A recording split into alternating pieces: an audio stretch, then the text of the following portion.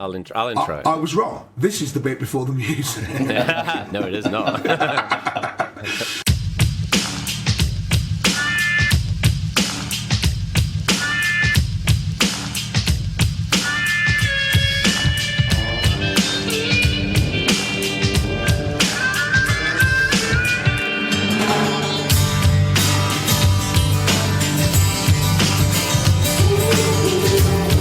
Hello, listeners, and welcome to Season 2, Episode 32 of Bad Voltage, where we talk about nothing but Google I.O.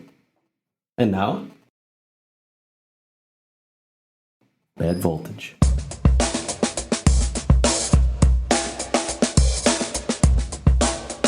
So recently, Google I.O. happened, which, for those of you unfamiliar with it, is an event that Google puts on. It's kind of their main developer event that they put on each year. They have like a community summit that's attached to it and a bunch of other things that happen, and they often announce kind of new products and new developer technologies and this, that, and the other. And we thought it might be interesting to go through and talk about what was announced at Google I.O. and try and get a sense of what we think of it. Was it useful? Was it interesting? There were definitely some controversial elements that were announced that I think we're going to get into. Yes. I think there were some cool things that they shared. So should we just go through this like one by one? How do you guys want to do this? There was a whole bunch of stuff which I have to say I wasn't hugely blown away by most of it. We should leave Google Duplex aside for one moment. We'll get to Google we'll get to that. But a lot of it, from my point of view, seemed kind of underwhelming. But I don't know whether that's because I don't want people to invent loads of new features that I don't really care about. So maybe something useful would be, are there things that particularly stood out to either of you as being good or useful or interesting or controversial? I have a question for context on that one. At previous I.O.s, were you blown away by things? Like, was this the first one where you weren't, is my question, or are you rare? That's a good question. That's a fair comment. I think I felt more underwhelmed by this one than I did by previous ones, I must admit. But I felt kind of underwhelmed by the progress of technology in the last year or two. Anyway, we've talked about this a little bit before. So, the iPhone releases are kind of, why would anyone want most of that stuff? As a similar kind of thing. So this may be a symptom of a more general malaise, rather than it being specifically Google. But I did feel like the stuff they were talking about was, I either wasn't particularly interested in it or didn't like it very much. So why don't we start this off with Google Duplex, because that is arguably the most written about component of the keynote, and probably the most jaw-dropping moment of the keynote as well. So for those of you who haven't heard about this or haven't seen it, Google CEO Sundar, is it Pichai? I always forget how to pronounce his name. Is it Pichai? I think it's Pichai, Pichai? But I'm honestly not sure.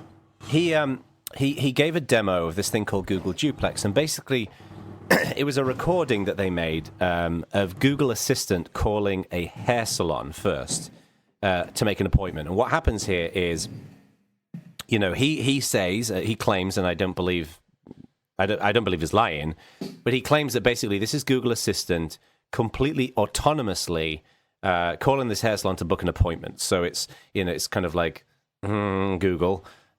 Make an appointment at blah, blah, blah hair salon, and it makes the phone call, and it doesn't sound particularly robotic, and it's interesting because the voice kind of goes, I'd like to, it stutters, and it kind of, it's not like a very clearly articulated robot voice.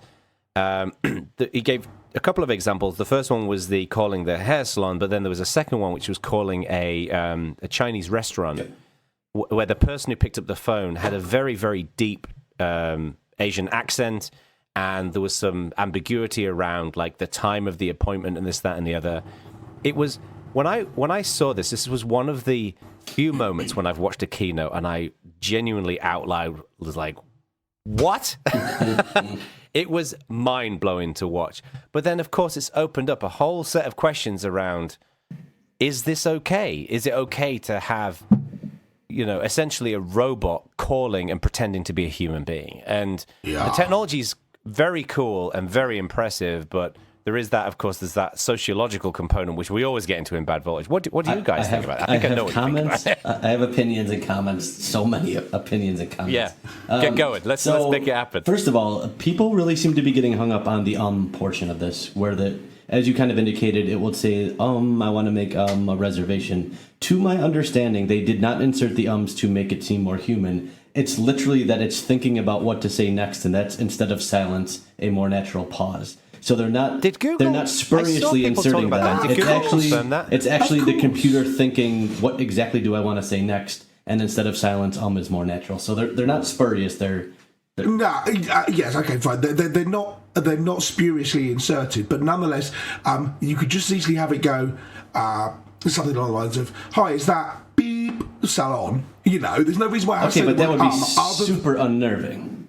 Yes, it would, right? But this is the question: is it more unnerving that you find out halfway through the conversation that you're talking to a robot and it didn't let you know? So they've since clarified, and my opinion is it should always tell you that it's not a human up front, but the very first thing, and they've indicated that's going to be the case. It wasn't the case in the demos. I think the demos are a little bit underwhelming for me in that, for a company like Google, who has access to basically all of the data on Earth, I think it's pretty easy to prepare this kind of technology in this way, in a highly predictable, very niche, very specific use case. I still don't think this is anywhere near a product they're going to release. And to be honest, I don't know that the point of Duplex, the demo, as opposed to Duplex, the product, is even to launch a service or to launch a product. I think, A, they want to entertain the crowd at I.O., which they've certainly done, but B, they want to be part of the conversation and spark a debate about how far technology has gone, how far it's going to go, and what does the future bring as far as imitating humans, as far as this kind of behavior being acceptable, even more broadly, kind of scoping it out to including robotic kind of AI. Where's the line? What are people comfortable with now? And start that discussion while the technology is raw, and see what the public think before it's a product. Okay, this is a radical new direction on the text that I hadn't considered. You think it was basically a snow job in order to get the conversation started? That never even occurred to me. I don't think in any way, shape, or form this is a product. And I'm not saying it's not going to be released in Q3. I'm saying it's not going to be released in Q3 of 2019. This is nowhere near ready to release. I don't think I've ever disagreed with you more on anything, apart from Absolutely your choice of haircut. It's haircut. This technology has been a year away for 20 years. I don't think they're any closer, realistically. First of all, if you found that underwhelming, that blows my mind. That is more mind-blowing to me than the actual demo, because I think what they produced and what they presented here, I thought was genuinely impressive. I was personally, it was one of the most stunning moments of technology that I've seen in my career. But I also don't believe for a second that they're not going to make this a product, because I didn't say they weren't going to make it a product.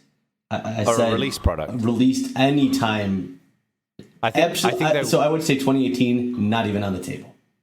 I don't know when they're going to release it, but I don't believe Google will have known full well that demo specifically would overshadow everything else that they presented. Absolutely.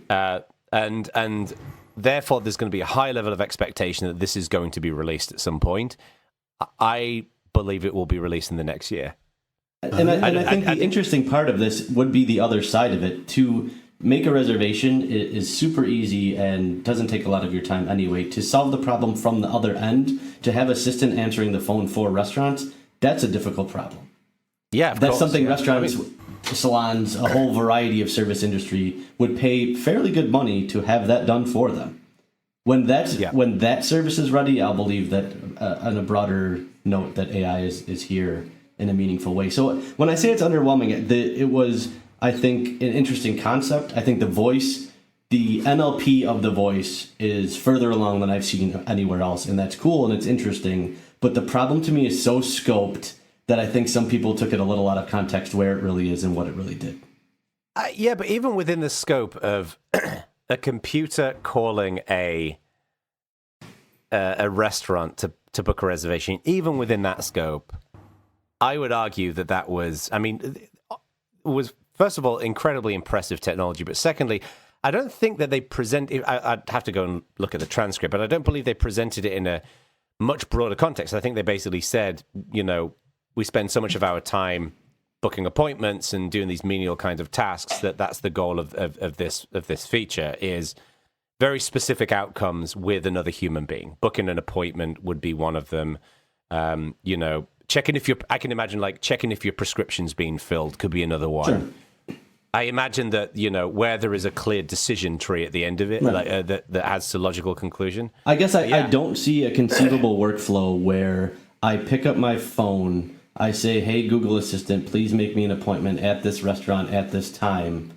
And that's quicker than me going to OpenTable and just seeing what times are available. Because the robot's going to have to, let's say I want to go to dinner at 8 o'clock and that isn't ready. What is it going to then ask me and then call them back? Like the workflow there is so far off from being a tenable workflow where I can pick up my phone, open one of the various booking apps, depending on what restaurant I want to go to, and book in less than 30 seconds.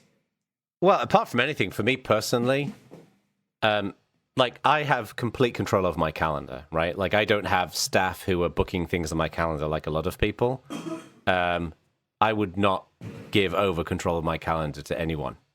I would want to check first because just in case I want to just in case there's something I've thought of that I haven't added to my calendar. You have to make sure your calendar's up to date for something like that to work well, right.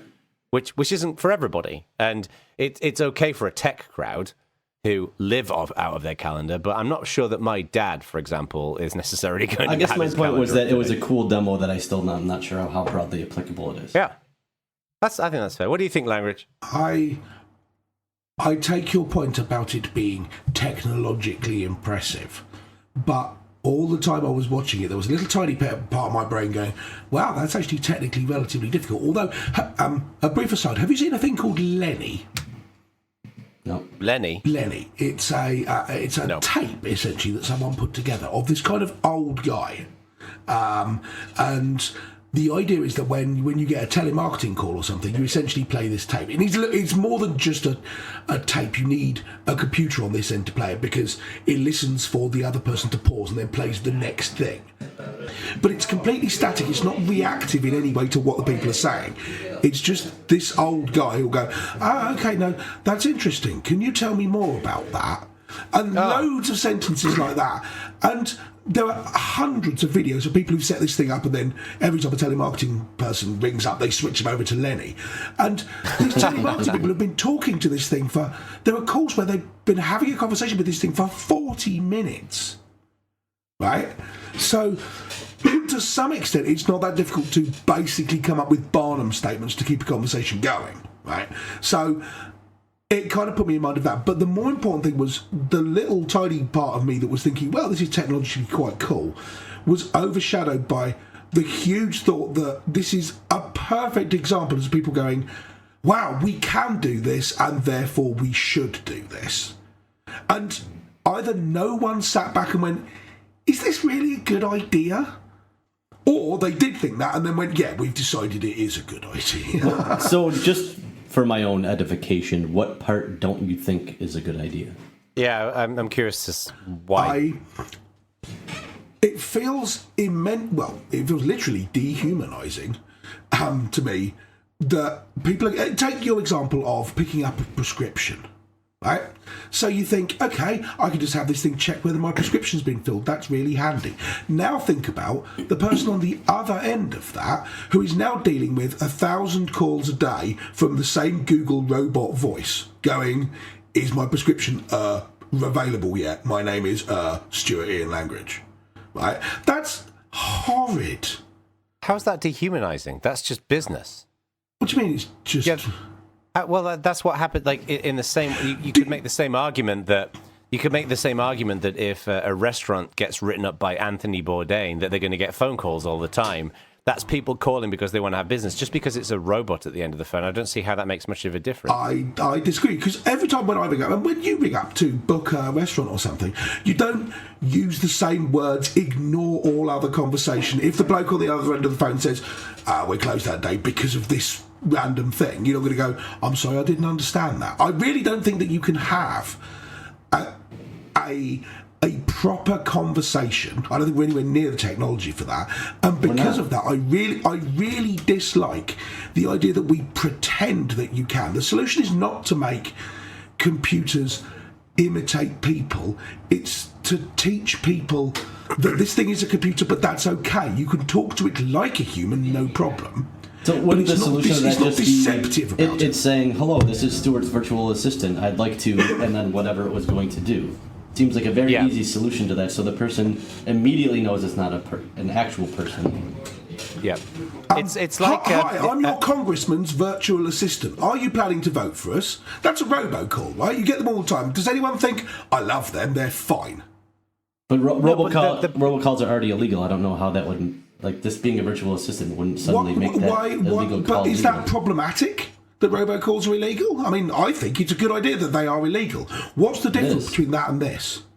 But hang on, Ak. So, are you telling me that you would have the same objection if it said at the beginning, because Google did clarify that they're planning on making it clear that it's a robot. If it was, hi, I'm Bob, the virtual assistant for Jono Bacon, and I'd like to book a table for him at 7 p.m. on Saturday night at whatever restaurant. Are you saying you'd have the same objection if it was that, as opposed to, hi, I'd like to book a table on Saturday night, and it didn't specify that it was a robot?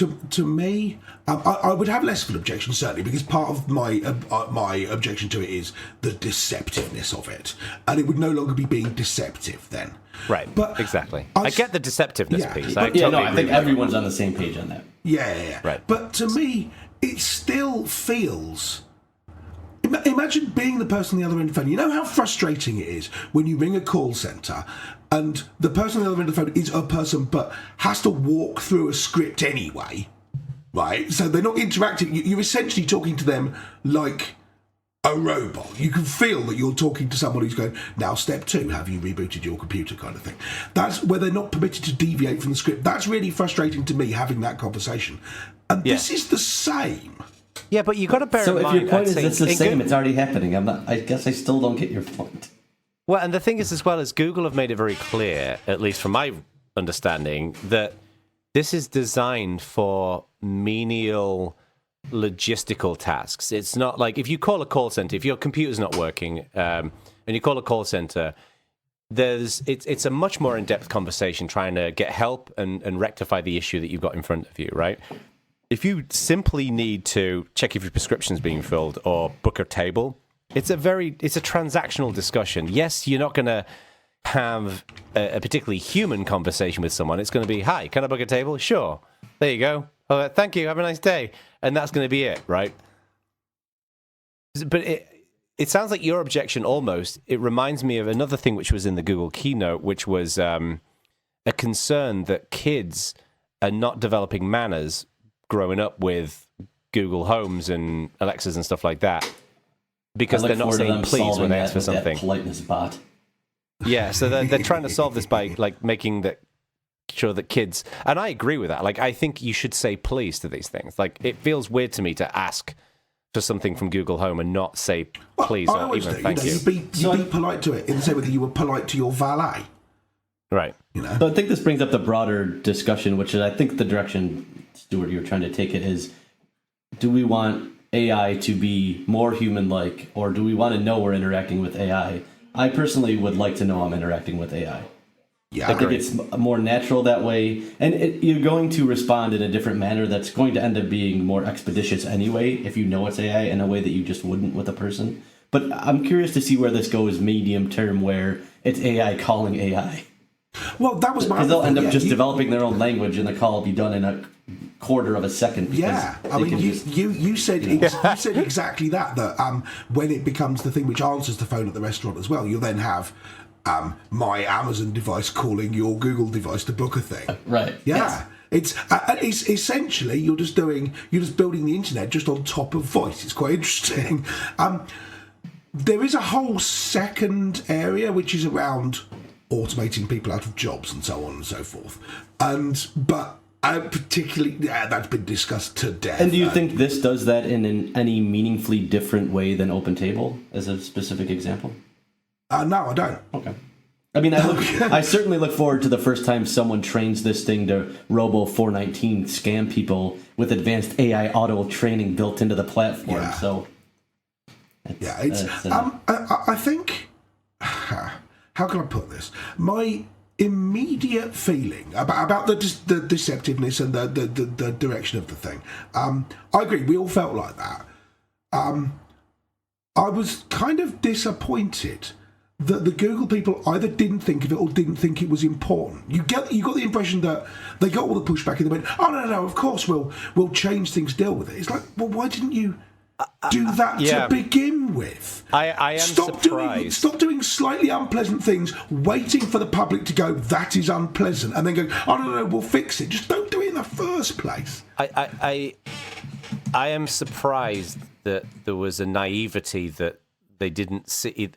They either didn't think that this was going to be something that people would be concerned about, or they knew that and they deliberately wanted to remove that from the demo because it might reduce the impact. I think how Google Assistant and Alexa and Siri act is like the ultimate validation of Conway's Law. Yeah. Well, the thing is, I'm quite prepared to believe that they're all sitting about going, "Wow, this thing's amazing," and it is technologically amazing. And so nobody stopped to think, "Oh, people are going to find this weird and creepy," because it's like, "Wow, this thing's amazing." But that's exactly what I meant about we can do this, therefore we should do it. There's no step in there where you go, "Okay, we can see a way of doing this. What are going to be the objections to it?" It's more, we can see a way of doing this. Cool, let's do it. Which is kind of fine if you're sitting at home doing it as a hack project for fun, but not when it's centre stage at Google I/O. Yeah, but I don't know. I don't really buy that, because I think that what we're seeing, given the significant growth of people buying home assistants, whether they're the Amazon ones or the Google ones or whatever, I think what we're seeing is an appetite for people to be able to give voice commands to solve menial tasks and problems. Yes. Whether it's set in a timer on your oven, I or agree with you else. entirely, but that's not what this is. This is a voice assistant giving you commands to solve menial tasks. No. What this is I'm able to use this thing to go and book my table at a restaurant. And it does that. And the mistake I think that they made is they didn't include that clarity piece that this is Google Assistant, which for me, there's the deceptiveness piece, but there's also a missing marketing component, is that if you tell people it's Google Assistant, then all the advertising on each of the calls, then it's Google Assistant. But it's like, anyone who's received, like, I don't know about you guys, but I keep getting these phone calls where it's a robocall and it will be a voice that will say, "Hi, I'd like to talk to you about an offer or something. Would you be interested in talking more?" Then there's a gap, and then that's when the person would say, yes or no, and then it just keeps going. And it's intentionally deceptive, and it's infuriating when I get those calls. And this is exactly the same reaction that I think people are going to have to this if they don't know that it's a bot. Yeah. So... But I do think there's a genuine market. I don't think they're just doing this because it's a hack. I think there will be a market use and need for this. I think people will like it. This is what I was saying. The robocall example you gave there. If it said at the beginning of that, "I am a robot," and then went into that, I think that call would still be just as annoying. I think it has a very, very different psychological relationship. In the same way that if I call. When I do get, like, clearly robot calls, it's annoying, but it's annoying because it's impersonal, right? But it's not deceptive. When I get those calls where it's someone pretending to talk to me, it's deceptive. It's way worse, at least from my personal perspective. The deceptive aspect is... I can absolutely imagine a future in which someone working in a restaurant or something like that, they get a phone call, they pick up the phone and goes, "Hi, I'm Google Assistant," and they just hang up. They're like, "I don't care, even if we could get a deal for that, it's just really annoying, we don't want it." Or I think you're running a shitty restaurant if you do that. Some restaurant somewhere will say, "We don't want this kind of thing, and we're happy to lose the business," and it'll get on the front page of the papers. Yeah, of course, but those are going to be the most people will go, the "Well, we need the doomsday bookings," preppers. but yeah. All right, we've spent 20 minutes, 25 minutes talking about one thing. We should probably move on to... Because it was the biggest... Well, It was. Yeah. It was certainly the thing which has excited most comment that I've seen, going around reading what people have written about the event and the stuff that I saw at the time. All the conversation was about that. No one's really talking about how you can swipe left and right on Android to from the home button, right? No one's. You can get the smooth voice of John Legend as Google Assistant voice. I heard about Let's talk a little bit about Android P, because was it O? If I remember right, was it O or was it the one before that had a lot of like system optimizations and it was O was a very interesting release to people like us who were like, yeah, they should be doing this kind of stuff. I remember us pouring praise on Google for, not just going for all the flashy features and actually, focusing on performance and optimization and battery life and whatever Trouble else. was in there, yeah. And P, it seems a lot of this is around gestures and simplification. Like the one thing that really stood out for me in the keynote was, for example, when you press the volume buttons on the phone, the little pop-up thing appears next to the volume button, so you don't have to stretch your thumb over as much. And I'm personally a real fan of little tweaks like that. I think it's really cool. Yes. For me, the one thing personally that the whole gestures thing just doesn't jive with me. I'd never remember these gestures. I always forget them. I'm not a huge fan. I use the same 3 gestures over and over again. And I don't know how many people utilize gestures. I just don't know. Like, what did you guys think about that? I mean, some of them. Things like the fact that there's not 3 buttons at the bottom anymore. There'll just be one and you'll swipe it left and right. That one you'll just do. You'll just get used to it. In the same way that a lot of people are now used to swiping up from the bottom of their phone. Right. To unlock it, that just becomes an instinctive thing. Other stuff, a lot of phones have had kind of gesture stuff built in for years and years and years, where you can draw an M on the screen and it starts the music app. And I don't know anyone who uses these things. No. What about you, Jeremy? Do you use any of those kinds of gestures? No, I'm not, generally speaking, a big fan of gestures. I mean, I think some of the very basic, very intuitive ones are cool and are time savers, but once you have an elaborate system of gestures, I think only a very specific subset of users are going to start using that kind of stuff.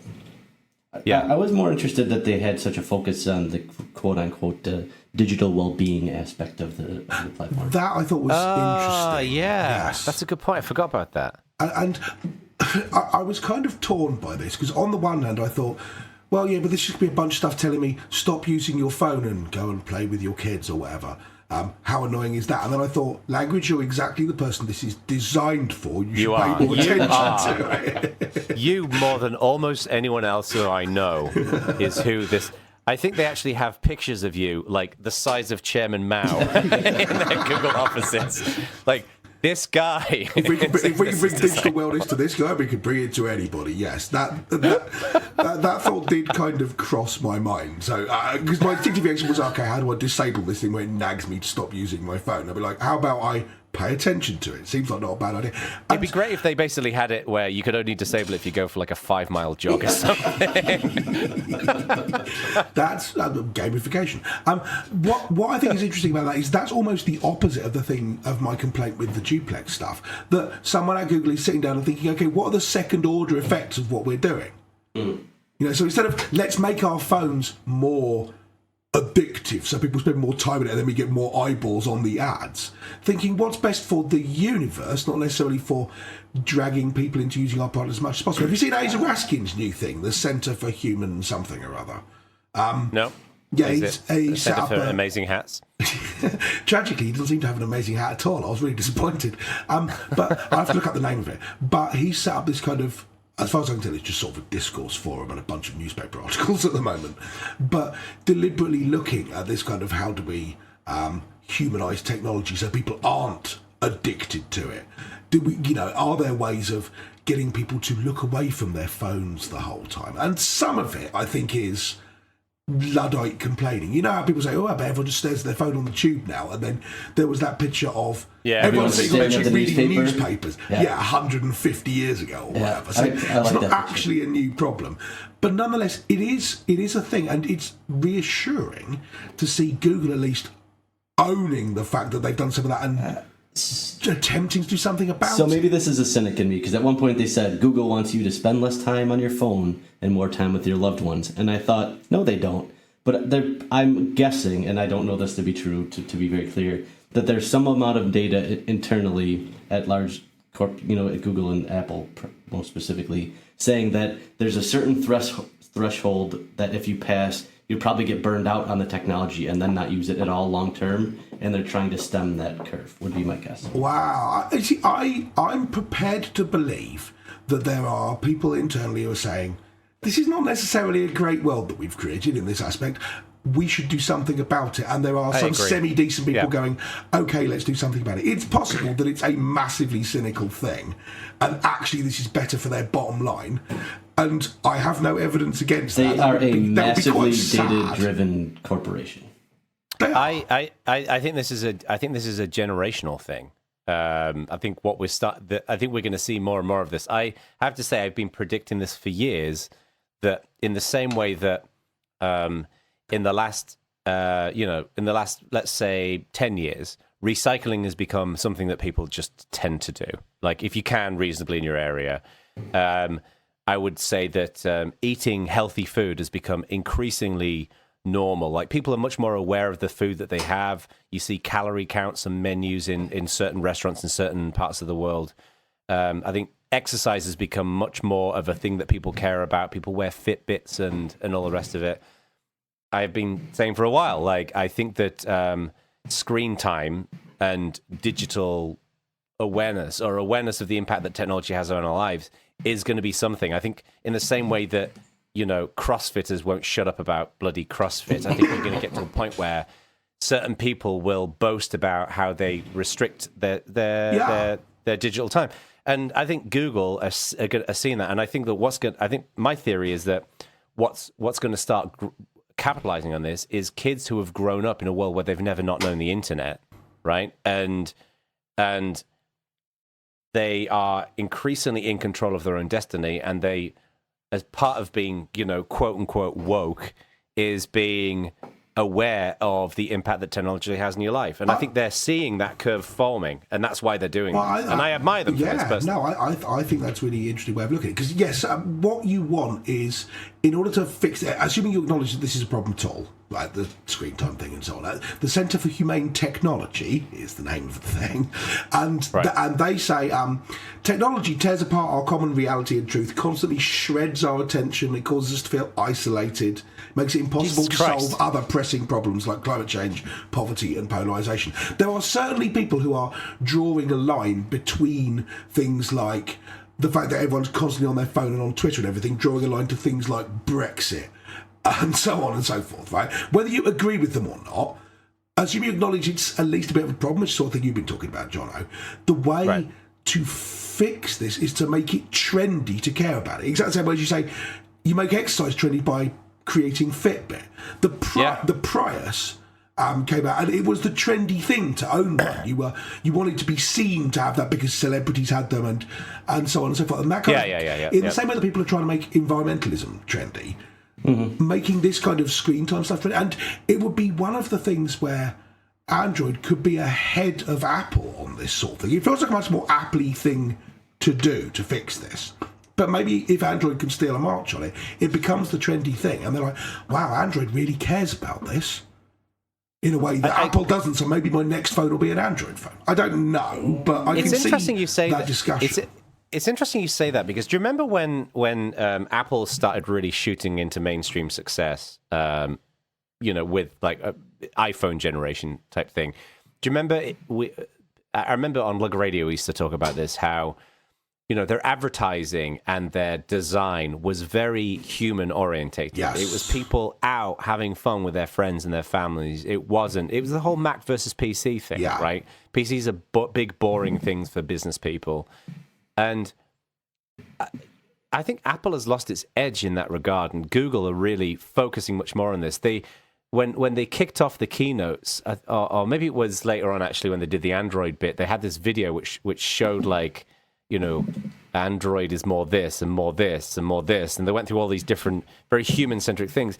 And it was actually, it made the hairs in the back of my neck kind of stand on end a little bit, where it was really very much focused on technology that enables your broader world. And I think Google they're eclipsing Apple a little bit in this regard. Apple seemed to have lost the fire a little bit. I certainly think that they're trying to. Whether they're succeeding is another question. Is a whole separate question. But certainly I think they are aware of that was somewhat lacking in their overall vibe, and they're trying to rectify that. I mean, I don't think anyone is suggesting that, hey, now that your phone pops up a thing which says you've been using it for 60 minutes and so you should turn it off, this is not going to stop the world changing radically, but little steps.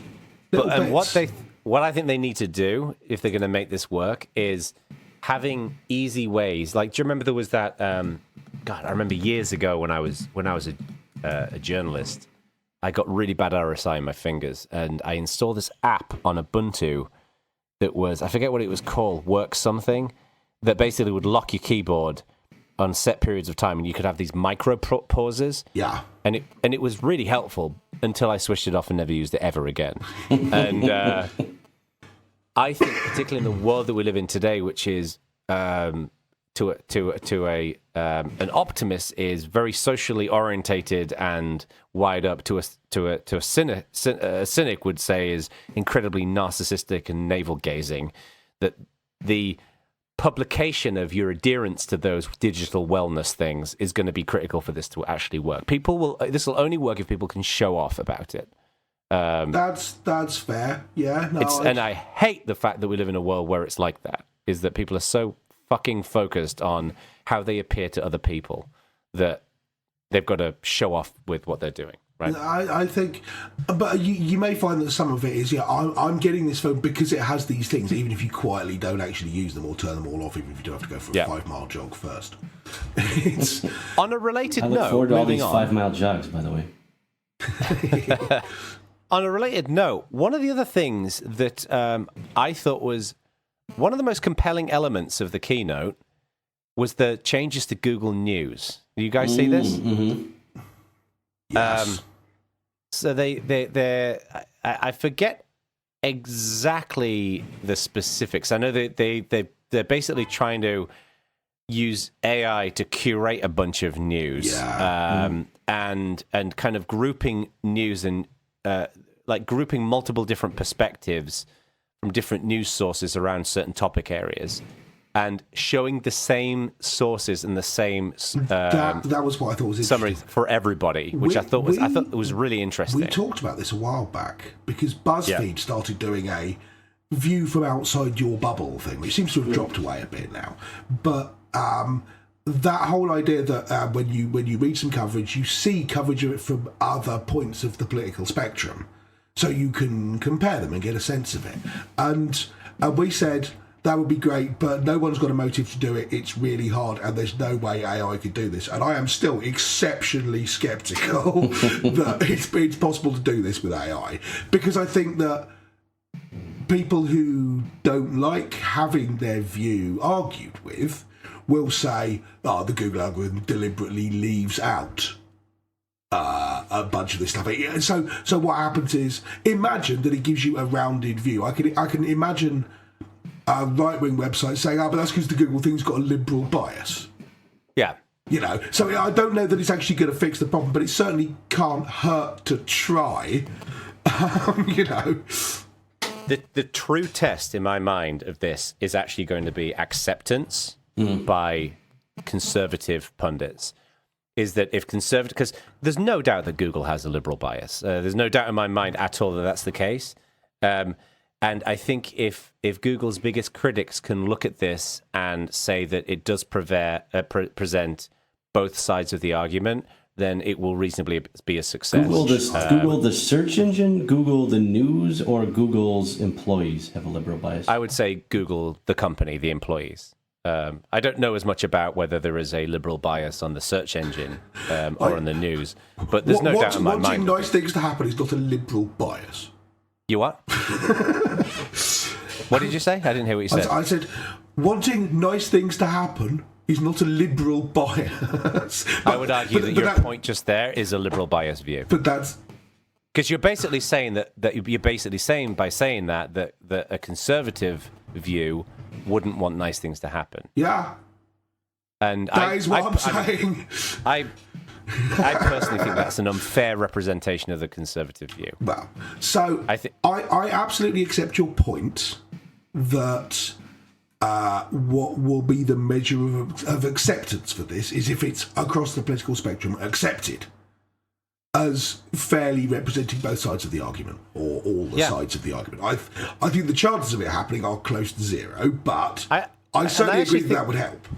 I actually wonder if there's like some, there's like Jeremy mentioned Conway's law earlier on, and there's Godwin's law, and there's all these different laws, right?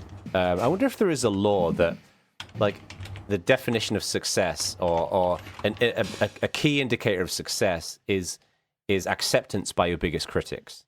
Because I think that's actually a good thing to assess lots of different things, not just this. But like, if you can design something where your critics can objectively understand that you've delivered something of value, I think that's actually a good way of. Sounds like Bacon's law.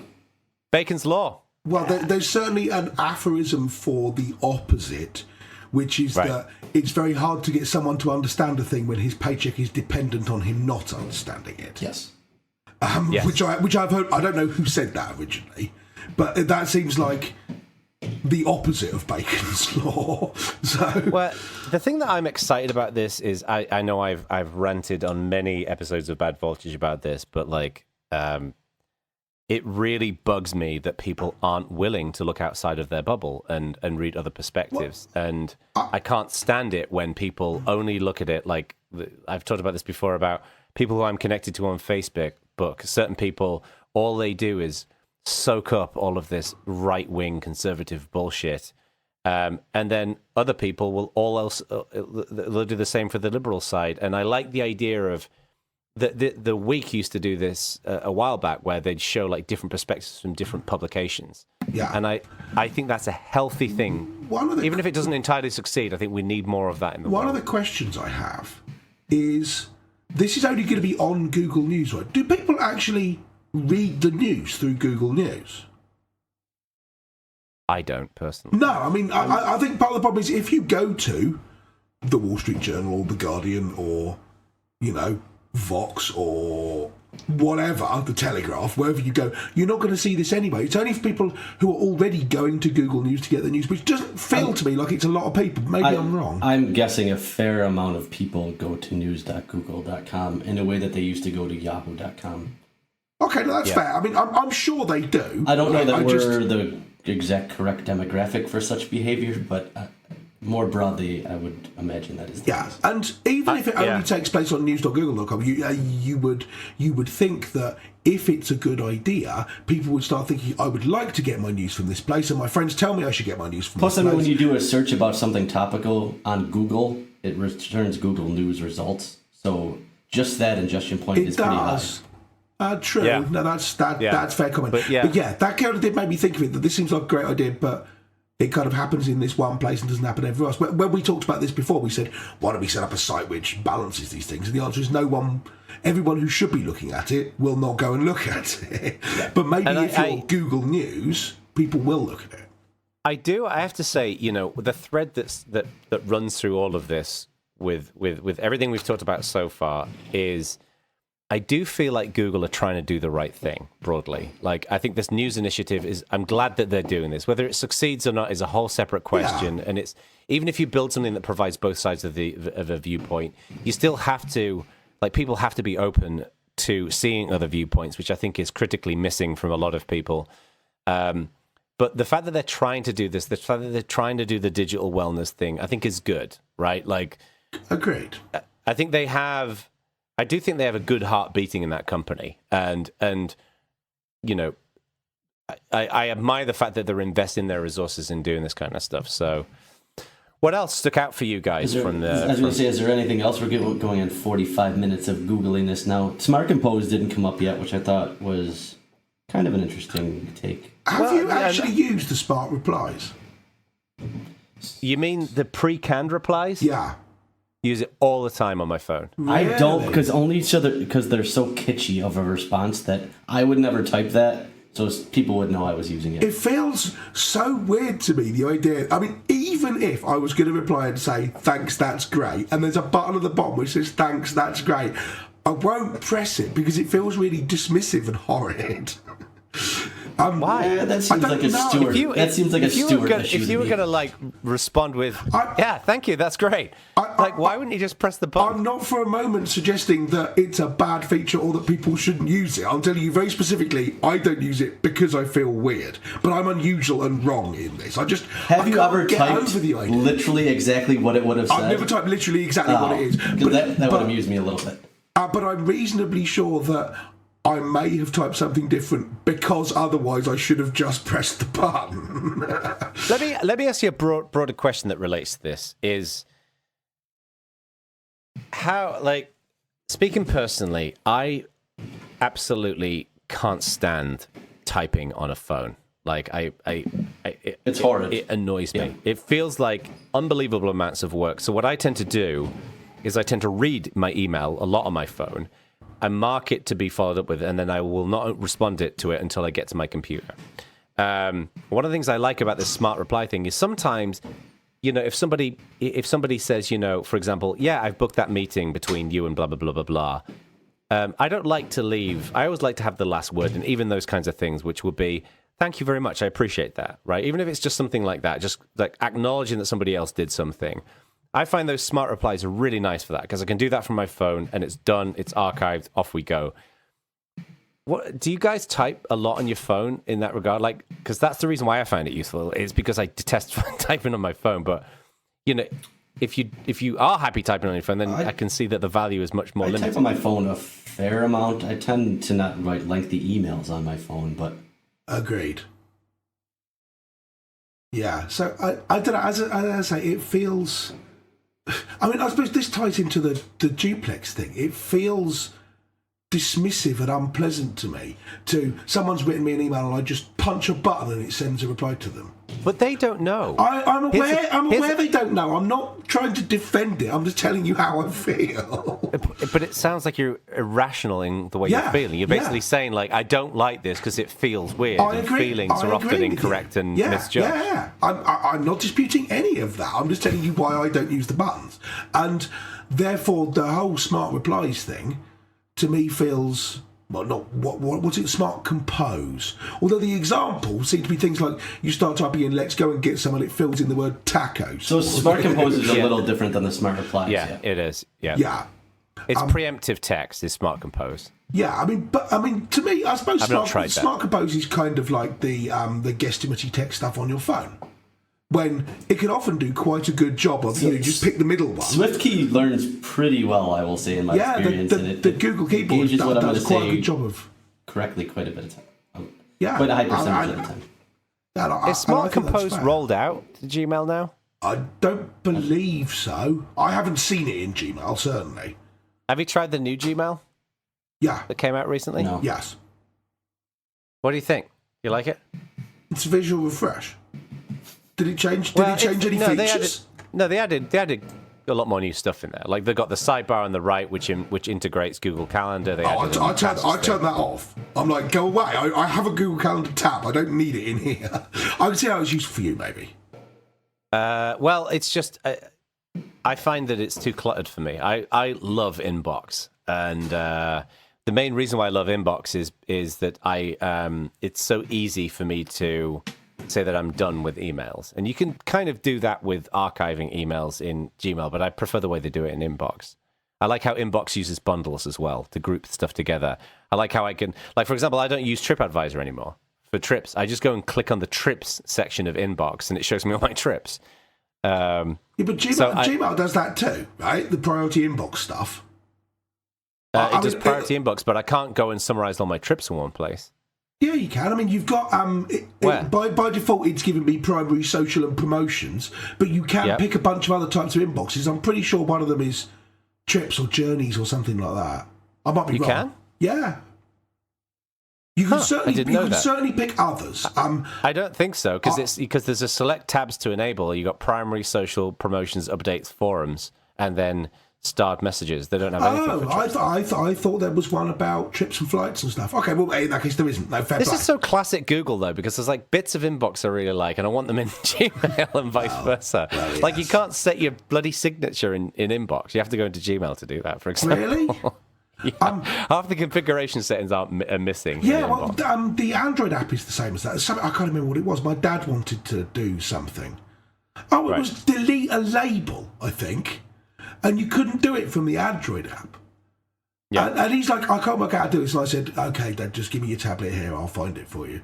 After spending a while looking and not being able to find it either, I Googled for it. And it's like, you have to do that on a real computer. And you think, okay, fine. You know, the phone app is meant to be smaller visually and you've got less screen real estate and so on and so forth. But it felt weird there was a thing you just flat out couldn't do.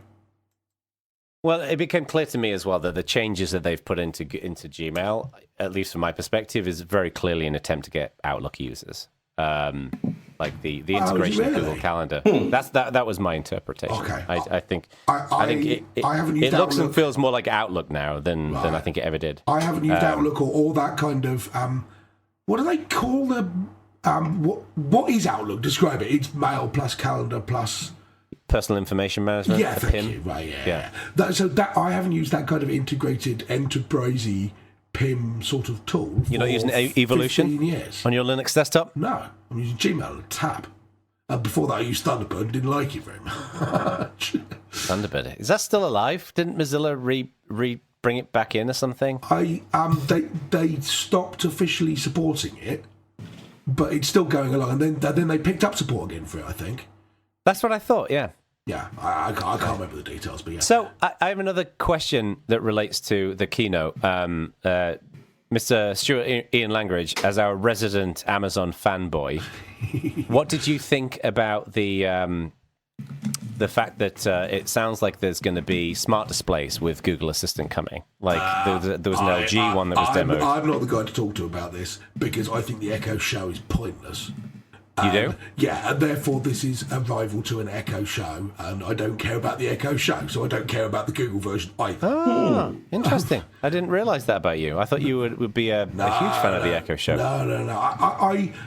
We talked about this before. The reason I find voice assistants interesting is that you can use them while you're doing something else. The whole point of them is that in my mind, is that you could be doing a different thing and it can command a little bit of your attention. If I've got to turn and look at the thing, I might as well just use my damn phone, which is in my pocket anyway.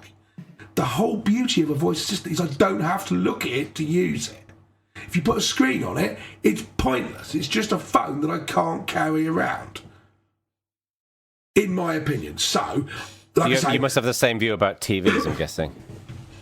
If I'm watching a television, then yeah, you sit down and you watch television. It's dominating your interest. Right? If you're not watching the telly but it's just playing in the background, then it might as well just be a radio. Then it takes up less room in your living room, right?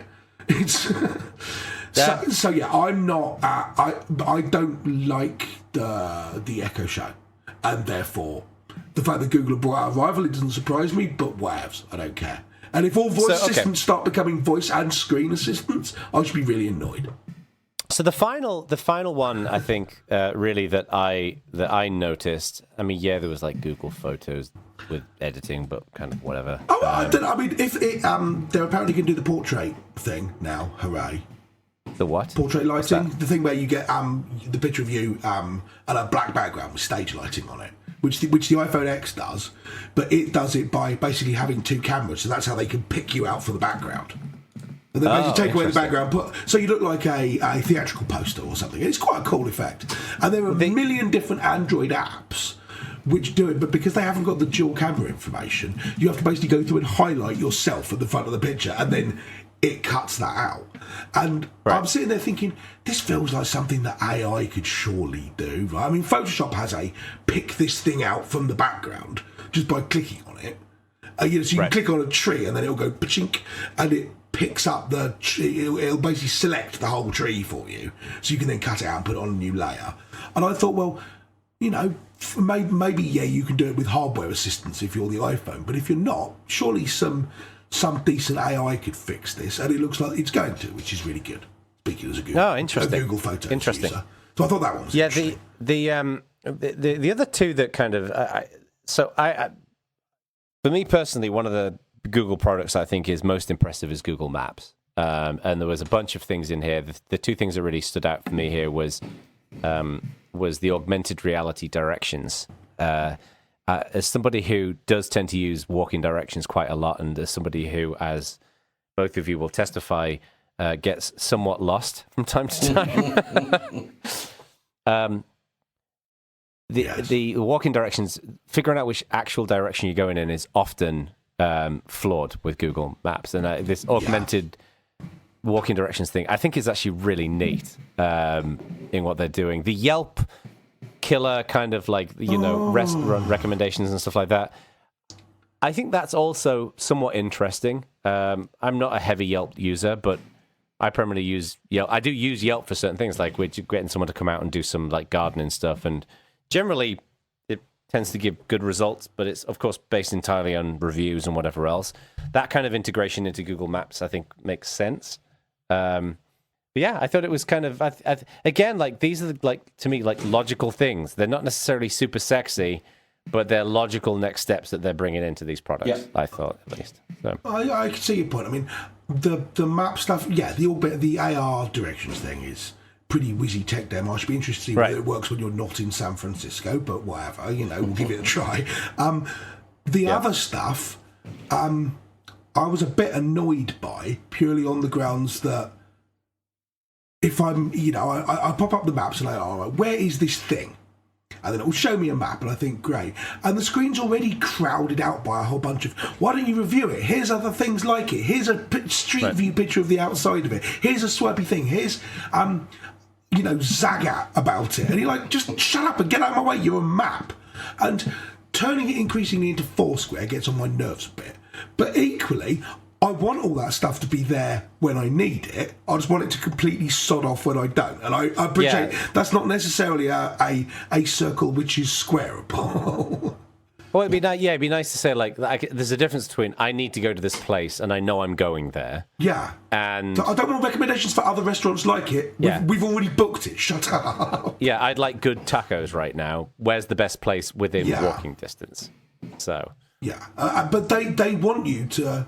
There's this kind of feeling that, they want you to go, hey, tacos, I haven't had a taco for ages, I should go and find a taco. And it's like, stop trying to encourage me to do stuff. Do what you were told, stupid device. Is it trying to do that? Like I say, it isn't, is it? Small things, yeah. How is Google Maps trying to get you to go and eat tacos? Probably not tacos here. or anything else. Right, okay, how is Google Maps trying to get you to go and drink a milk stout? Right, okay, so I pop up the maps. Yep. Right. And I'm looking at the screen now. The actual map is about half of the screen. The bottom half has a whole thing popped up which says explore. Then it says explore the Chinese Quarter. Restaurants, cafes, supermarkets, gas stations, pharmacies and ATMs.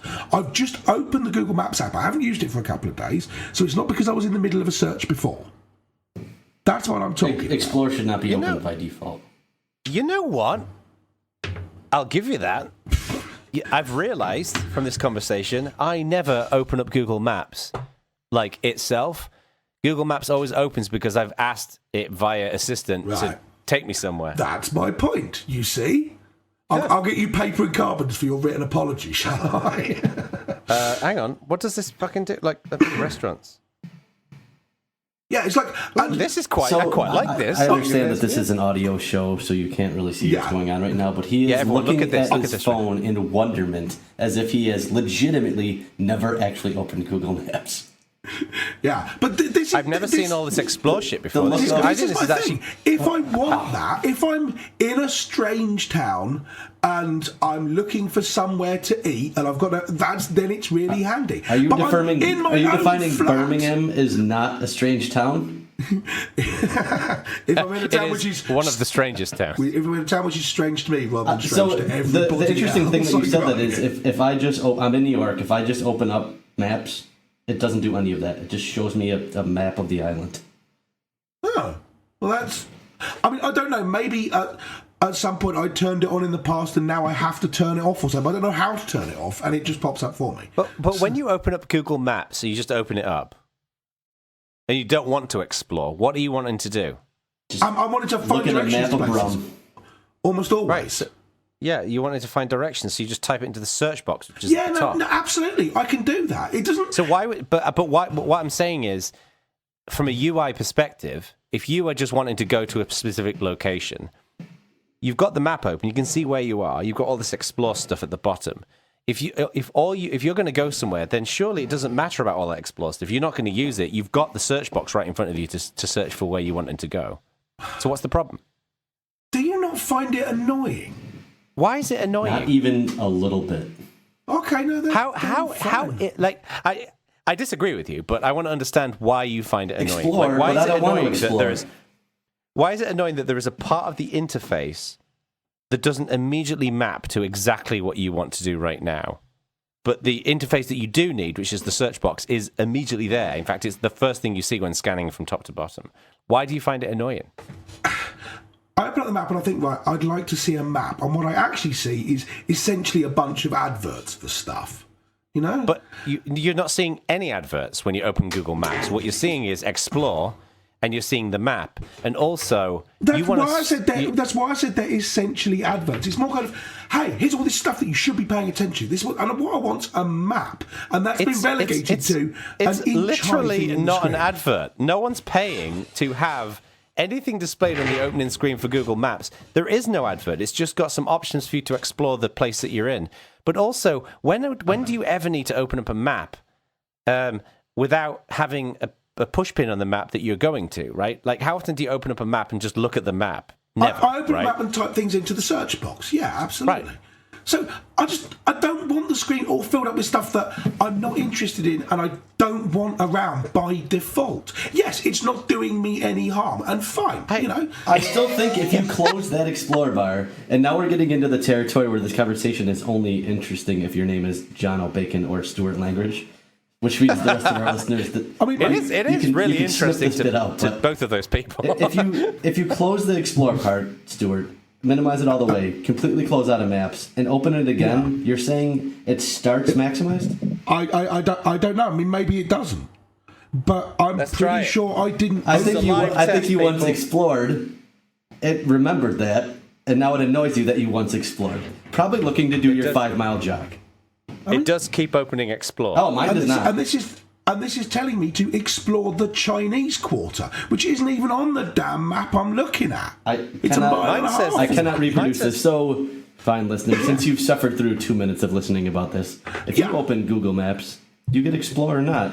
Let us know at community.badvoltage.org. That's like it's like our safe word. Yeah. Is that when you mention the forum, it's like, stop fucking talking about whatever we're talking about. It's like Poseidon. Was there anything else that particularly leaped out at you chaps from Google I/O, apart from them whittling on about machine learning all the time again? No, I think that was everything. I mean, there was the Google Lens scanning stuff. Where you could take a picture of a menu or something and then it'll actually let you cut and paste the word. Well, sorry, copy and paste the words, probably not cut. Cut would be weird. Right. That I would be impressed with. That would be. I do agree with you, though. It disappears from the real world. I agree with you, Jono. I think Photos is becoming rapidly one of the most interesting products they make.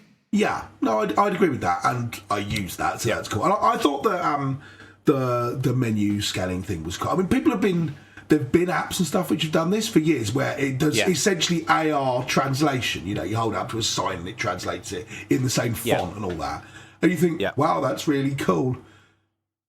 You know, but yeah. I don't think there was anything else. Linux apps on Chrome OS. Oh yeah, Christine, that is another one. I think that could. I already think Chromebooks are getting increasingly more interesting. I think this really could be what pushes them over the top, especially for a lot of mid-sized startups now seem to be defaulting to MacBook only. And I am guessing that this will be the door that ends up being MacBook or Chromebook, which is cool. Yeah. Well, and Apple are getting a lot of heat right now with the last line of MacBooks. Yep. Like the keyboards are failing for some people. The lack of an escape key is irritating. Yeah. So everybody's either uninspired or annoyed. by their new hardware, as far as I can tell. I mean, I'm in a position where if I need to go out and buy a laptop now, I'd seriously consider a cheap Chromebook. Like I said, I've said before on the show, I don't use my laptop very much. Right. But now I'd have something that I could put real apps on. I don't think anyone's sitting around going, wow, I need Debian packages on my laptop. But equally, when you say, well, how do I do this thing with a Chromebook? And the answer is currently you cannot. This solves that problem, right? And you get VS Code and all that kind of thing. So well, you could always do Crouton, but now you can actually run them at the same time instead of just switching back and forth, which is cool. Crouton is people like me. It's not for, humans. So closing thoughts overall. Jeremy, what did you think, general conclusions on all this stuff? I mean, I think Google has a lot of smart engineers doing interesting things. I think I was maybe a little less impressed with the AI thing than some of the press, and including you clearly. But I think understanding the problem they're trying to solve is a little bit... The way they scoped it, I don't think they oversold it, but I think people are taking that brief demo and turning it into something that it's just not. But I think it is cool. It's going to be interesting to see how it's deployed in the coming years. Like I said, I think the odds of that specific feature getting launched in 2018, I would put at precisely 0.00. When it is released, I think it's going to be interesting to see how people, especially non-technical people, deal with it and the social ramifications that it will have. Well, given your prediction of it's not going to be likely hitting the market for many years, and my prediction that I think it'll be out in the next year, it will be by definition neither of those outcomes, and somewhere in between. True. Because we do have a testable prediction there. So a year from now, we should get back together and mock Jono for being wrong. We can add to the predictions. What did you think? Sadly, me or yeah. I was their high point, which is Duplex. I thought was genuinely impressive as a demo. I think there is a long road to travel in terms of it becoming a consumer product, and the deceptive element does worry me, as we discussed ad nauseum earlier on. I think overall, they're making. I found that with this keynote, the technology was much more relevant to me than previous ones. I found myself thinking I'd use that stuff that they were talking about, and I thought that was good. And I really like the focus on the digital well-being stuff. I think, like I said, I think the digital well-being stuff, the Google News stuff, to me is Google doing the right thing, and then some of the other things were Google doing things that I think will be useful to me. So overall, I thought it was decent. That's fair, Stuart. I mean, as I say, as I said at the beginning, I was kind of underwhelmed, but not because any of the stuff was bad. Just a lot of it seems like the next logical step. It's all kind of 0.1 releases, other than a couple of things which we've talked about in detail, Duplex, which I just didn't like. But a lot of it felt like just the next release rather than anything. Wow, that really changes the direction of things that are going on. We are increasingly seeing, I think, the Google ecosystem. We've talked before about how we're increasingly in a world where there are a few really big, tall towers and no one else gets to compete.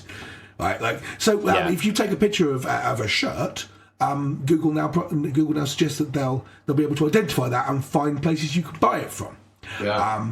I suspect one of those places will not be Amazon.com. I don't know.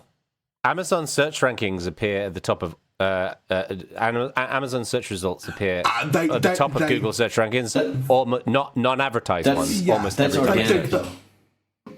And ignoring the fact that it's organic, if they actually cut Amazon results from Google search, that would be flagrantly anti-competitive. Yes, but it wouldn't go down well, would it? No, but having an actual Google app which directs you to actual Google services, they'd say no, it points at Google Shopping, nothing to do with us. But search, they've gone on and on and on about how we don't tweak the results for money or for to push them in a direction or for particular political leanings. We prune them to remove bad results, but that's not the same thing. And the very first time they get caught going, they compete with us, so we'll make them worse on Google, that's the world's biggest antitrust suit at that point. So Can I make another very broad general prediction for Google, which you guys are going to laugh at, but I'm going to say it anyway. I look forward to it now. I actually think that Google in the next 5 years are going to see themselves more and more as a responsible organization for shaping our culture. And what I mean by that is, as an example, I think they're going to have a push. My theory is this. I have no information that backs this up, but I think that they're going to have more and more of a push in the next few years, for example, to revitalize small businesses and local restaurants and bars and businesses and stuff like that. I think they're going to be of the view local businesses are important, digital well-being is important, objectivity in news is important. I think they're going to take a stand for certain cultural norms that they're going to consistently push throughout their... Local businesses are important because that's a good strategy to compete with Amazon, or because they, out of the goodness of their hearts, want to do something random? Because I think Google are going to see themselves as having more and more of a moral fiber that they need to expose in their products. So, for example, I think a lot of people, certainly I'm somewhat one of these people, is of the view that, local businesses are good for a local community, right? Like, don't just buy all of your shit from the big box retailers, try to support local businesses where you can. I think Google, for example, will take that position, and they'll want to optimize their services because they've taken a quote-unquote moral stand, or that's one of their values. They'll probably present it as, in the same way that we heard about digital well-being. I think this is going to become more and more of a thing for Google. That, I think, is... I can imagine... I would like to believe that's the case. Certainly, when you said, they'll see themselves more as people responsible for shaping our culture. They already are responsible for shaping a whole bunch of our culture. Them recognising that and deciding to do good things with it, rather than go, nothing to do with us, we just build products. No, I agree. So you're seeing, but we talked about this... Yeah, quasi-governmental, saying we've got this huge stick with which we can move the culture, we should try and move it in good directions. In a similar way, sort of, railroad barons building schools kind of thing, and libraries, and that sort of end of things. So I don't... to Jeremy's point, I understand the human reason why a baron who grew up destroying their reputation, when later in life realized that their legacy was going to be garbage, built schools to improve their legacy. I get the human reason behind that. I think for a amorphous corporation to start inserting their moral values in that way is an oddly dangerous thing, given that I don't know what moral values means in this context. Well, and that's the thing. I think I think there'll be a set of values. I don't know if they'll be this upfront about it, but I think Google will take a set of clear values and positions on certain issues, and I think they will inject that into their business. And I think, again, part of the reason for this is a generational one. I think younger generations now, social stances is becoming more and more important, I think, in where people choose to work and where people choose to live and the environments that they hang out and stuff like that. I'm not talking about, we grew up with open source, right? Like, we took a social stance as well with technology. But I think that it was always on the sidelines, those kinds of things. There's always been, the EFF and other groups on the sidelines who take a moral stance on something. I think we're going to see more and more of this getting injected into mainstream technology. If that's the right moral stance in everybody's view, then that's good. But if it's not, then obviously it's arguably the wrong thing. So, I generally align with Google, so I'm not too worried about two kind of sides to that. First of all, you're suggesting a world in which people don't make a huge, massive pile of money by screwing people in the name of capitalism and then become philanthropic afterwards and set up the Bill and Melinda Gates Foundation. I never said that. No. The point is that that's kind of how it is at the moment, but it would be nice to shift to it not being that. And I'd like to believe that Google's look at things like the digital wellness and so on and so forth is the very beginnings of that. I'd very much like to believe, Jono, that what you're saying is actually the case. I'm not sure I do believe it, but I'd certainly like that to happen. The second thing is I think certainly companies with a lot of power, you talked about the moral stance, and if they take a sort of moral stance on stuff that we agree with, then it's a good idea. But companies who have a moral stance opposite to the sort of thing we agree with are currently doing that, right? If you believe that it's the right thing to do to support local businesses, or to help people, or to take on this kind of quasi-governmental, slightly socialist role of propping up the world, and we want them to do that kind of thing, great. If you feel the other way, then you could set up a company and do that all day and all night right now without a problem. Yeah. So... I'm not necessarily suggesting. By the way, I'm not necessarily suggesting that this is. I appreciate there are a whole set of risks attached in doing this, right? So, this is again the predicament of the time that we're in, which is people are supportive of businesses and organizations that support their narrative that they want to see, right? So if everybody, like people who are pro gun control and anti NRA were hailing. Was it Delta and a bunch of other companies recently who basically refused to do business with, or refused to provide discounts to the NRA, or they want that back. But of course, if you're a gun fan, then you see that as a bad thing. I just think what I'm more saying here is, I think Google are becoming more of a lifestyle company, not within the context of like people who set up lifestyle businesses. But I think the cultural norms are going to play more and more of a role in their products. They're not just going to be like tools, and they're going to need to take a position on that. And I think they are going to take a position on that, and they're going to be unafraid about it. That's my theory. I might be wrong. What the fuck do I know? I'd certainly like to see that happen. I mean, I think the point I was trying to get was, Jeremy said, do we want big corporations to start taking a moral stance on what they do? And that's a bit worrying. And I understand that, but the thing that's worrying about it is, what if a corporation decides to take a moral stance which is terrible and then go ahead and do it? But anyone who's a corporation who's got a moral stance that's terrible is already going ahead and doing it. Right? It's not like that's a new thing. Yeah. So why shouldn't we have someone on the other side? And fingers crossed that you're right, John. I'm not convinced, but we'll see how it pans out. We'll see what happens.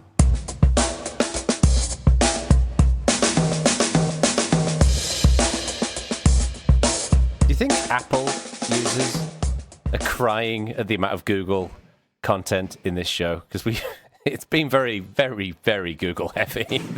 Well, that does happen when you decide to cover Google I/O as the show topic. Yes. Well, I did think we would be able to get some amount of news stories in that were not Google related, but it turns out to not be the case. Over an hour. Our strategy here, listeners, was to record the Google I/O segment and then to see, quote, how much time we have left for the news segment. That unquote. Is factually correct. And we had no time left. Yeah. What's really infuriating to me is we spent an hour and 15 minutes talking about the whole thing, and I still forgot to do the bloody Googlio joke. You did, because we threw the original attempt at this away, didn't we? Yes, we did. So that's really infuriating. Boo-hoo. Do you want to make the joke now? No, it's not awkward at all. No, it doesn't work now. It's got to appear organically, and it didn't work. So never mind. Go on, Dad. If it makes you feel any better, wasn't that funny? Thank you, friends and comrades of mine. Yes, so that was Google I/O. Jeremy, finish him. A brutality bonus. Yes. So that was it, really. I mean, is there anything else exciting happening with you guys in the next few weeks? Not in the next 2 weeks. No, I don't think so. No, all rather quiet. So. Actually, this is not the greatest time to raise this with you two, but I'm going to be on holiday when we record next, so we should probably figure that out. Yeah, that's to fine. be fair, the furthest heads up we've ever gotten from you, usually it would be Monday. Yeah, by the way, not here. And you've got a Blue Yeti one, so just drop it in your suitcase. Yeah. You know what's not going to happen. I love you, listeners, but I'm going to be on a deck chair with a Blue Kindle, Yeti, with a cocktail, and it seems a blue. By the way, traveling with a Blue Yeti raises significant eyebrows with security professionals at airports, shall we say? Because it does look like a giant, shall we say, sex instrument in the X-ray machine. Really? I don't know why you pitched this as a travel mic, because it weighs 36 pounds and is giant. It's basically the size of my carry-on. Did I pitch it as a travel mic? Yeah, it's in one of the reviews for the show. Okay, I'm not saying I didn't, but it is. It does. It weighs. It's like a neutron star in terms of weight. It does seem not very travel friendly. Which means I've screwed on a massive scissor arm on my desk. Right, this is. I was going to say, in their defense, it is a high quality device that's well constructed. Just not. I wouldn't have pitched it as a travel device. Yeah, because it's made out of uranium. It's really heavy. If the bomb ever gets dropped on Walnut Creek, like the atom bomb, there won't be much left. But there'll be cockroaches and this Yeti mic. Ashes and dust everywhere as far as the eye can see, and then one blue Yeti mic in the middle of the devastation, untouched. There was actually a time, it was about a year ago, when Manowar were on tour in the US, and they walked past my Yeti mic and they were like, way more metal than we are. You would utterly love it if that had actually happened. That would be a great advertising campaign, apart from the fact that no one knows who Manowar are anymore. So, man. Yes. So, have fun, listeners. Yes, it has been a pleasure. Thank you, gentlemen, for your time. And please go and share your thoughts on the Bad Voltage forum. It's the safe word. It is safe word. Or the Slack channel. Which is linked from the bottom of the show notes. So, what was that other bullshit thing that someone wanted to set up? What's a few weeks ago? It's not from the guy who's. It's not bullshit. It's a different gateway to the same Slack channel, Matrix. Okay. So people who are on Matrix can now join our Slack channel, which is cool. Okay. 4 people on Matrix. Good work, people on Matrix. Have fun.